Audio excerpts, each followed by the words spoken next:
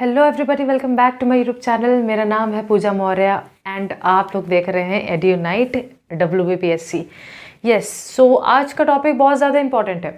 As of associations पे discussion चल रहा था। मैंने आप लोगों को समझाया था लैंड होल्डर सोसाइटी के बारे में, आप लोगों को समझाया था बोंगो भाषा प्रकाशिका सभा के बारे में। आता है हमारा जो थर्ड इम्पॉर्टेंट एसोसिएशन है जो हमारे सिलेबस में भी है, that is the Indian association या भारत सभा।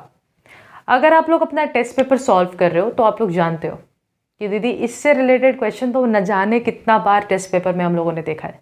तो ये देख लो, बहुत इंपॉर्टेंट टॉपिक है, तो प्लीज़ ध्यान से सुनो। इसलिए इस वीडियो में सिर्फ और सिर्फ बहुत ही धीरे से, क्योंकि आज मेरे पास एनर्जी भी थोड़ा कम है, तो बहुत ही धीरे धीरे, हो सकता है आप स्पीड थोड़ा वीडियो का बढ़ा लो, ठीक है। धीरे धीरे हम समझेंगे कि इंडियन एसोसिएशन के बारे में कुछ फैक्ट्स और उसका क्या कंट्रीब्यूशन रहा है। थोड़ा लंबा वीडियो होगा, लेकिन इसी टॉपिक के ऊपर ये वीडियो चलने वाला है। दीदी सबसे पहली तो एक बात ये है कि इंडियन एसोसिएशन का एक और नाम है, दैट इज भारत सभा, ठीक है। भारत सभा कब फॉर्म हुआ था? तो ईयर याद रखो, 1876 में फॉर्म हुआ था।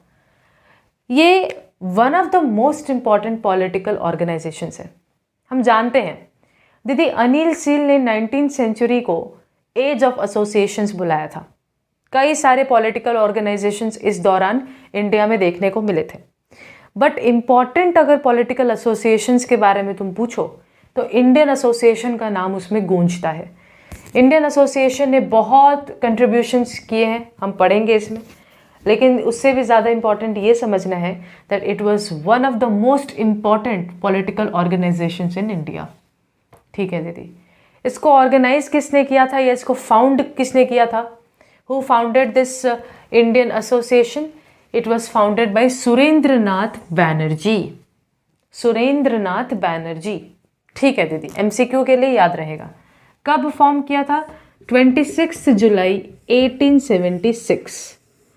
26 जुलाई 1876 को इंडियन एसोसिएशन फॉर्म हुआ बाय सुरेंद्रनाथ बैनर्जी। तो याद आ रहा है ज़मींदारी एसोसिएशन ऑफ कैलकाटा, वहाँ पे हिंदू कॉलेज के इलाके में चर्चा हुआ और फिर ये एसोसिएशन बना। तो दीदी इंडियन एसोसिएशन में भी कहीं पे बैठ के चर्चा वगैरह हुआ था क्या? बिल्कुल। कॉलेज स्ट्रीट में एक जगह है एल्बर्ट हॉल, खैर अब तो एल्बर्ट हॉल नाम नहीं है, कॉफ़ी हाउस है नाम। वहाँ पर बैठ के डिस्कशन हुआ था कि हम एक ऐसा एसोसिएशन बनाएंगे जिसके कुछ ऐसे ऐसे ऑब्जेक्टिव्स रहेंगे। तो दीदी क्वेश्चन आ सकता है कि इंडियन एसोसिएशन का जो फाउंडेशन है वो कहाँ पे हुआ था? एल्बर्ट हॉल में हुआ था, ठीक है। बेसिकली तुम लोग को अगर डाउट है दीदी एल्बर्ट हॉल क्या था, एक बार गूगल पे जाके सर्च करो, ठीक है। खुद से ये थोड़ी बातें अगर नहीं पता है तो गूगल पे तो सब अवेलेबल है, थोड़ी रिसर्च खुद करो, okay. So the Indian Association, also known as Bharat Sabha, was established in the year 1876. It is one of the most important political organizations of India, organized by Surendranath Banerjee on 26 July 1876. कहाँ पे दीदी? Albert hall में, लेकिन अब तो उसका नाम coffee house हो गया है। ये कॉलेज स्ट्रीट की हम बात कर रहे हैं, हम सब जानते हैं कॉलेज स्ट्रीट में सस्ते में काफ़ी वहाँ पे किताबें मिलती हैं, बुक्स मिलते हैं, तो हम लोग वहाँ से जाके खरीदते हैं। अब यहाँ पे इंपॉर्टेंट सुनो, द कैलकाटा स्टूडेंट एसोसिएशन, ये भी एक छोटा सा पॉलिटिकल ऑर्गेनाइजेशन था जो कि 1875 में बनाया था आनंद मोहन बोस ने, ठीक। और इंडियन लीग जो कि 1875 में बनाया था शिशिर कुमार घोष ने। तो दीदी कैलकाटा स्टूडेंट एसोसिएशन जो 1875 में आनंद मोहन बोस ने बनाया था, और इंडियन लीग 1875 सेम ईयर में जो शिशिर कुमार घोष ने बनाया था, ये दोनों एसोसिएशंस के ऑब्जेक्टिव्स भी लगभग इंडियन एसोसिएशन के ऑब्जेक्टिव से मिलते जुलते थे। मतलब इंडियन एसोसिएशन जिन लक्ष्य के साथ स्टैब्लिश हुआ था, कहीं ना कहीं वैसा सेम टाइप का लक्ष्य कैलकाटा स्टूडेंट एसोसिएशन का भी था, इंडियन लीग का भी था। तो ये लोग सोचे कि हम लोग छोटे छोटे ग्रुप्स बनाकर आवाज़ क्यों उठाए, हम लोग इंडियन एसोसिएशन के साथ मर्ज हो जाते हैं, साथ मिलकर अगर एक ही चीज़ पे आवाज़ उठाएंगे तो यूनिटी रहेगा तो ज़्यादा बल पड़ेगा। इसीलिए कैलकाटा स्टूडेंट एसोसिएशन और इंडियन लीग जैसे one of the most important political organisations भी इंडियन एसोसिएशन के साथ मर्ज हो जाते हैं अल्टीमेटली। तो दीदी कुछ एमसीक्यूज यहाँ पे दिखाई दे रहे हैं, वो क्लियर हो गया। इंडियन एसोसिएशन का पहले प्रेसिडेंट कौन थे? दीदी प्रेसिडेंट एसोसिएशंस के भी प्रेसिडेंट होते क्या? बेशक होते। तुम्हारे स्कूल्स जो होते हैं ना, स्कूल्स में भी एक प्रेसिडेंट होता ही है। उसी प्रकार इंडियन एसोसिएशन के पहले प्रेसिडेंट का नाम तुम्हें क्वेश्चन से ही समझ में आ रहा है कितना इंपॉर्टेंट एमसीक्यू है ये। कृष्ण मोहन बंदोपाध्याय। कृष्ण मोहन बंदोपाध्याय। पहले सेक्रेटरी का नाम आनंद मोहन बोस और असिस्टेंट सेक्रेटरी का नाम है अक्षय चंद्र सरकार। तो दीदी कुछ कुछ बातें फिर से बता दीजिए। Indian association Bharat Sabha 1876, one of the most important political organisations of India, organised by Surendranath Banerjee on 26 July 1876। Discussion हुआ था एल्बर्ट हॉल में, जो कि आज के दिन कॉफ़ी हाउस कॉलेज स्ट्रीट में पड़ता है। अच्छा दीदी, कैलकाटा स्टूडेंट एसोसिएशन जो 1875 में आनंद मोहन बोस ने ऑर्गेनाइज किया था, और इंडियन लीग जो 1875 में शिशिर कुमार घोष ने ऑर्गेनाइज किया था, दोनों अल्टीमेटली जाकर के इंडियन एसोसिएशन से मर्ज हो जाता है। पहले प्रेसिडेंट जो है इंडियन एसोसिएशन का, उनका नाम है Krishna Mohan Bandopadhyay. First secretary is Anand Mohan Bose and assistant secretary is Akshay Chandra Sarkar. अच्छा, इसको इग्नोर मत करना, एग्जाम में क्वेश्चन आ सकता है कि इंडियन लीग के फाउंडर कौन रहे? शिशिर कुमार घोष। कैलकाटा स्टूडेंट एसोसिएशन के फाउंडर कौन रहे? आनंद मोहन बोस। ये सारी बातें बेटा फैक्ट्स हैं, हम जानना चाहते हैं जहाँ से तुम्हारा लिटरली शॉर्ट आंसर आता है, एकदम डायरेक्ट मुंह पे ऐसे क्वेश्चन फेंका जाता है। क्वेश्चन ये है कि इंडियन एसोसिएशन किन लक्ष्य के साथ, किन ऑब्जेक्टिव्स के साथ बनाया गया था? What were the objectives of Indian association? तो हम डिस्कस करते हैं, कोई घबराने की बात नहीं है। क्वेश्चन आता है कि इंडियन एसोसिएशन के ऑब्जेक्टिव्स क्या क्या रहे। प्लीज़ इसको इग्नोर मत करो। काफ़ी लोग जिन लोग ये वीडियो देख रहे हैं और अगर उन लोगों का प्री बोर्ड्स में ये क्वेश्चन आया था, कमेंट में जाकर लिखो यस दीदी I got this question, because I know my self कि ये क्वेश्चन कितना इंपॉर्टेंट है। ठीक है, Indian association 4 main political objectives के साथ फॉर्म किया गया था। देखो बेटा, एक तो तुम खुद ही जानते हो दीदी, आपने कल के ही वीडियो में जो एज ऑफ एसोसिएशंस का शुरुआती वीडियो है उसमें ही तो आपने समझाया कि एसोसिएशन इसीलिए इस्टेब्लिश हो रहे थे ताकि इंडियंस अपना ओपिनियंस अंग्रेज़ों तक रख सके। तो कहीं ना कहीं इंडियन एसोसिएशन भी इसलिए इस्टेब्लिश हुआ होगा। बेशक इंडियन एसोसिएशन भी इसलिए इस्टेब्लिश हुआ था ताकि इंडियंस अपने ओपिनियंस अंग्रेज़ों के सामने रख पाए। तो ओपिनियंस को रख पाने के लिए इंडियन एसोसिएशन स्टैब्लिश हुआ था। तो देखो पहला पॉइंट वही है, strong body of political opinion. एक इस तरीके के हाई एजुकेटेड क्लास जो है सम्मिलित हो जाए, मिल जाए, ताकि जो ओपिनियन इतना स्ट्रांगली हम अंग्रेज़ों के सामने पेश करें कि अंग्रेज़ों को हमारा बात मानना ही पड़े। बात समझ में आ रहा है? हम एजुकेटेड लोग मिल करके इस तरीके से अपने ओपिनियन को स्ट्रांग बना लेंगे कि अंग्रेज़ों को हमारे सामने झुकना ही पड़ेगा, हमारी बात मानना ही पड़ेगा। ये एक इम्पॉर्टेंट ऑब्जेक्टिव के साथ इंडियन एसोसिएशन स्टैब्लिश हुआ था। इसका मकसद था यूनाइटिंग ओपिनियंस। क्या मतलब है दीदी? दीदी राम है श्याम है, राम का जो ओपिनियन है श्याम का भी वही ओपिनियन हो।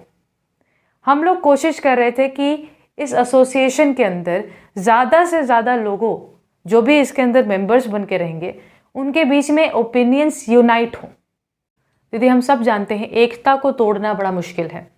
दीदी एक अगर आपके पास मान लीजिए ये पेन है, ये मार्कर है, आप इसको तोड़ेंगे तो टूट जाएगा, लेकिन आपके पास ऐसे बंडल हो जाए और आप इसको तोड़ें एक साथ तो वो नहीं टूटेगा।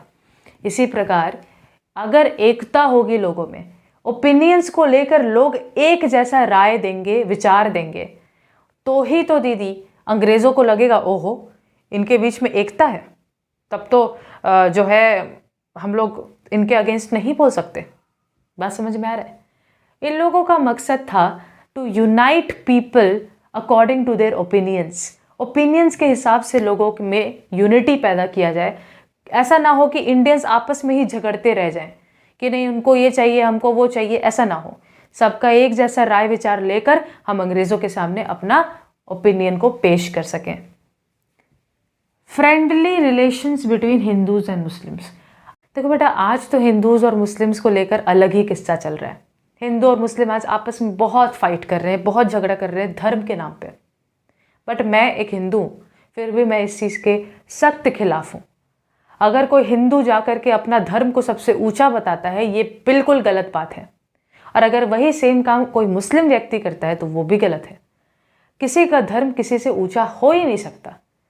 आपके लिए जो आपका अल्लाह है वही हमारे कृष्ण है, वही हमारे शिव हैं, वही हमारी पार्वती हैं तो वही हमारी काली हैं। आपके लिए जो जीसस क्राइस्ट है वही हमारे अल्लाह हैं। कुछ तो अलग है ही नहीं, तो झगड़ा किस बात का। भगवान ने कभी तो बोला ही नहीं कि हाँ मैं अल्लाह हूँ मैं अलग हूँ, मैं कृष्ण हूँ तो मैं अलग हूँ, बिल्कुल नहीं। अगर आप ध्यान से अपने स्क्रिप्चर्स को फॉलो करोगे तो आपको पता चलेगा भगवान कुछ भी नहीं, एक एनर्जी है जो हमें हैप्पीनेस, हमें बोल सकते हो लाइफ में रास्ता, डेस्टिनेशन, हमारा वे, जर्नी, हमें गाइड करते हैं भगवान।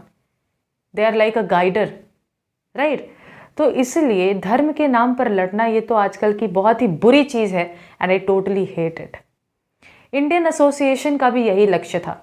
हिंदू मुस्लिम्स को भले ही अंग्रेज तोड़ने की कोशिश कर रहे हो, तुम लोगों ने देखा भी था रिवोल्ट ऑफ 1857 में किस प्रकार हिंदुओं और मुस्लिमों के बीच में दरार पैदा करने की कोशिश कर रहे थे अंग्रेज।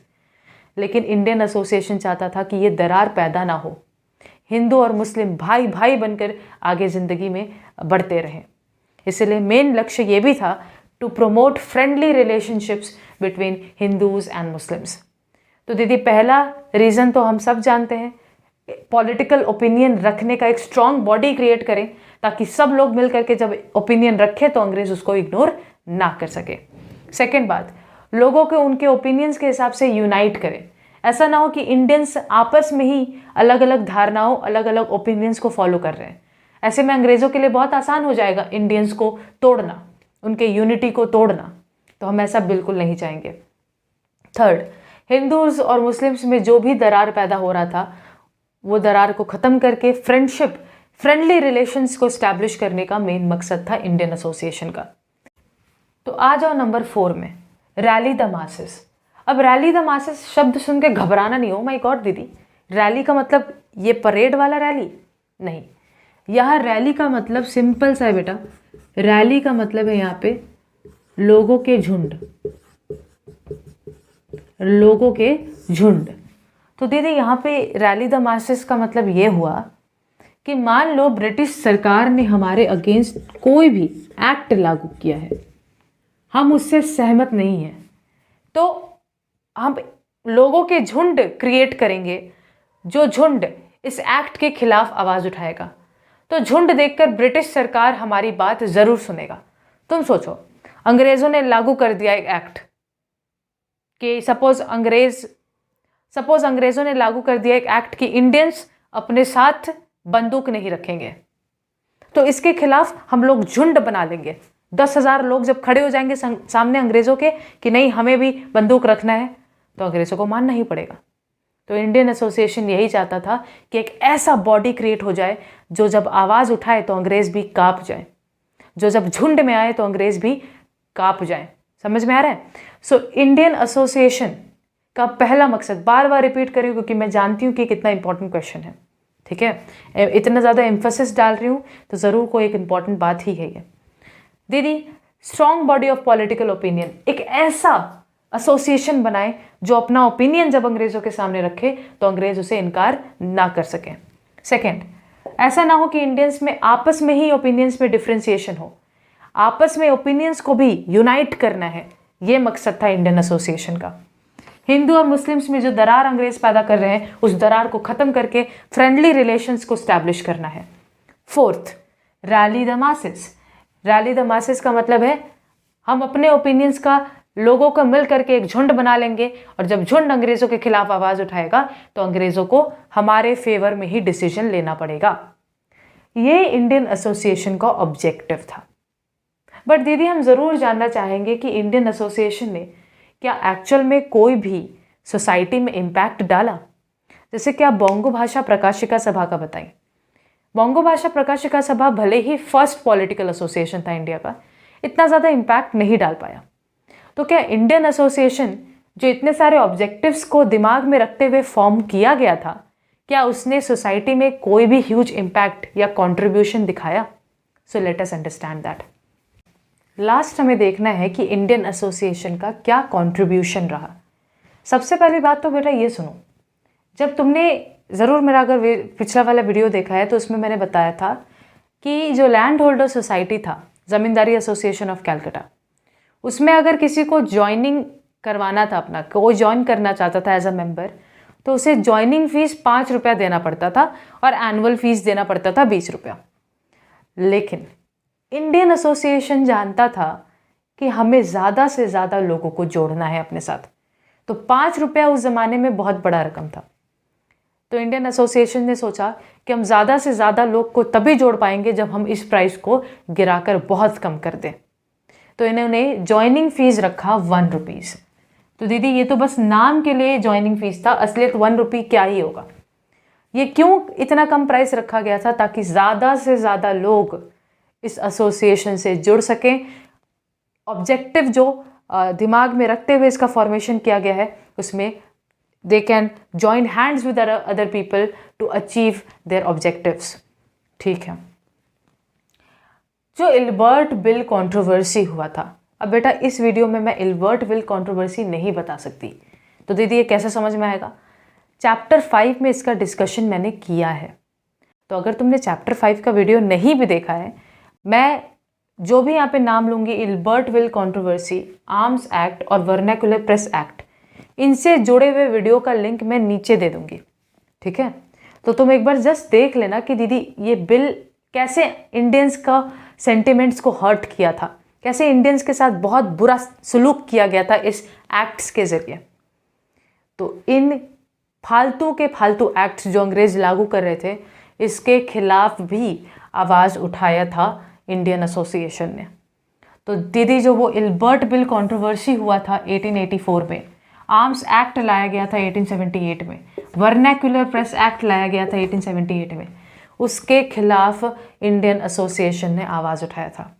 इंडियन एसोसिएशन ने लोगों के अंदर, लोगों के दिमाग में ये फीलिंग जगा दिया था कि बेटा अब शांत रहने का समय नहीं है, अपने ओपिनियंस को अब अंग्रेज़ों के सामने रखना शुरू कर दो। अगर तुम्हें लगता है कि तुम सही हो तो वो ओपिनियंस को रखना ज़रूरी है। बात समझ में आ रहा है? तो ये कुछ इंपॉर्टेंट वर्क्स थे, मैं फिर से बता देती हूँ। इन 3 टॉपिक्स से रिलेटेड वीडियोस का लिंक मैं कमेंट सेक्शन में दे दूँगी, वहाँ क्लिक करके इनसे रिलेटेड नॉलेज तुम हासिल कर लो। ठीक है, एक और लास्ट इंपॉर्टेंट पॉइंट है जो मैं तुमको बताना चाहूँगी। देखो लास्ट पॉइंट बेटा क्या है, तुम सब ने ये नाम ज़रूर सुना है, इंडियन नेशनल कांग्रेस, INC। बेटा इसका एस्टैब्लिशमेंट, दीदी आप तो इंडियन एसोसिएशन पढ़ा रही थी, आप इंडियन नेशनल कांग्रेस में क्यों चली गई? रुक जाओ, बता रही हूँ, एक सेकेंड। इंडियन नेशनल कांग्रेस ये इंडिया के हिस्ट्री में मोस्ट, मतलब मैं वन ऑफ द मोस्ट नहीं बोल रही हूँ, मोस्ट मतलब सबसे इम्पॉर्टेंट पॉलिटिकल ऑर्गेनाइजेशन था। ये वही ऑर्गेनाइजेशन था जिससे जुड़े हुए महात्मा गांधी थे। अल्टीमेटली इस ऑर्गेनाइजेशन के कारण ही हमारा देश आज़ाद हुआ था। ठीक है, so Indian national Congress, INC। दीदी कांग्रेस का नाम तो आज भी हम सुनते हैं। हाँ, इस इंडियन नेशनल कांग्रेस का बहुत सारा ब्रांचेस अब हम सुनते हैं यहाँ पे। ठीक है, तो ये तुम्हारा ओरिजिनल जो शुरुआती में था 1885 28 दिसंबर को इसका फॉर्मेशन किया गया था। इंडियन नेशनल कांग्रेस का फॉर्मेशन कब हुआ? देख लो डेट प्लीज़, बहुत इंपॉर्टेंट है, 28 दिसंबर 1885। किसने किया इसका फॉर्मेशन? जान के आश्चर्य हो गए तुम्हें, दीदी इतना बड़ा, इतना इंपॉर्टेंट पॉलिटिकल ऑर्गेनाइजेशन है इंडियन नेशनल कांग्रेस, बट इसका फाउंडेशन किसी इंडियन ने नहीं किया था। इसका फाउंडेशन एक रिटायर्ड सिविल सर्वेंट यानी बुजुर्ग इंसान थे और अंग्रेज थे, not Indian. The name is Allan Octavian Hume, कभी कभी शॉर्ट में AO ह्यूम भी लिखा होता है। ठीक है, लेकिन इनका फुल नेम क्या है? Allan Octavian Hume.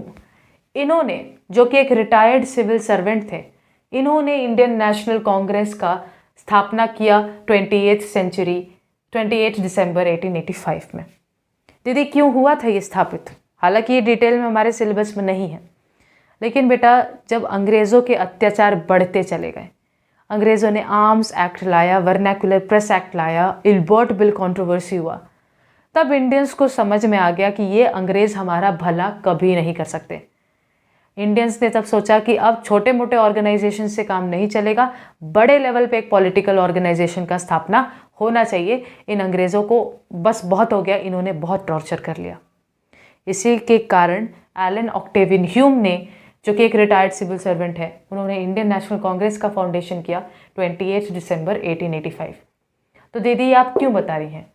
क्योंकि बेटा जो इंडियन एसोसिएशन है ना, भारत सभा, ये अल्टीमेटली इंडियन नेशनल कांग्रेस में मर्ज हो गया था, मिल गया था। भारत सभा में जो मेंबर्स थे उन्होंने सोचा कि हमारे ऑब्जेक्टिव्स और इंडियन नेशनल कांग्रेस के ऑब्जेक्टिव्स मिलते जुलते हैं, तो छोटे छोटे लेवल पे काम करने से बढ़िया है कि हम जाकर के इंडियन नेशनल कांग्रेस में मर्ज हो जाएं और बड़े लेवल पे, ऑल इंडिया लेवल पे एक काम किया जाए, देश को आगे बढ़ाने का, देश की आज़ादी का एक पहला कदम उठाया जाए। तो बेटा इंडियन नेशनल कांग्रेस सिर्फ सिलेबस के हिसाब से नहीं, तुम्हारे जनरल नॉलेज, तुम्हारे इंडियन हिस्ट्री में एक बहुत इम्पॉर्टेंट पॉलिटिकल ऑर्गेनाइजेशन है। तो इस चीज़ को बहुत ही मन लगा कर पढ़ो, ठीक है। इसके बाद हम लोग अगले वीडियो में हिंदू मेला को लेकर डिस्कस करेंगे। वहाँ पे भी काफ़ी ऑब्जेक्टिव्स बन जाते हैं, लेकिन मैं एक वीडियो में इसलिए नहीं कवर करूँगी क्योंकि मुझे बहुत कुछ वहाँ पे डिटेल में बताना है। मैं चाहती हूँ तुमको डिटेल में बताना, तो मैं बता के रहूँगी। मैं हड़बड़ी नहीं करती टॉपिक के साथ। बहुत लोग बोलते हैं वन शॉट लेकर आओ, नहीं बेटा, मेरे से वो नहीं हो पाएगा। मैं टॉपिक के साथ स्किप नहीं कर सकती। I am not that kind of teacher, ठीक है। तो टॉपिक एक बार यूट्यूब पे अवेलेबल हो जाए, तुम लोग सबको लंबे लंबे वीडियो से पढ़ लो, तो वन शॉट हो सकता है, उसमें कोई प्रॉब्लम नहीं है। ब्रीफ में सिर्फ इंपॉर्टेंट फैक्ट्स को डिस्कस कर दिए, लेकिन एक बार अच्छा से वीडियो में बताना तो ज़रूरी है ना कि क्या डिटेल था। तो यहाँ पे हम लोगों ने इंडियन एसोसिएशन से रिलेटेड डिटेल समझा, हम लोगों ने उनके ऑब्जेक्टिव्स को समझा था, और हम लोगों ने समझा कि उसका कंट्रीब्यूशन क्या रहा। दीदी कुछ वीडियोस का लिंक आप कमेंट सेक्शन में देंगी, वहाँ से हम उसको देख लेंगे, ठीक है बेटा। मिलते हैं अगले वीडियो में। Till then take care, stay safe, bye.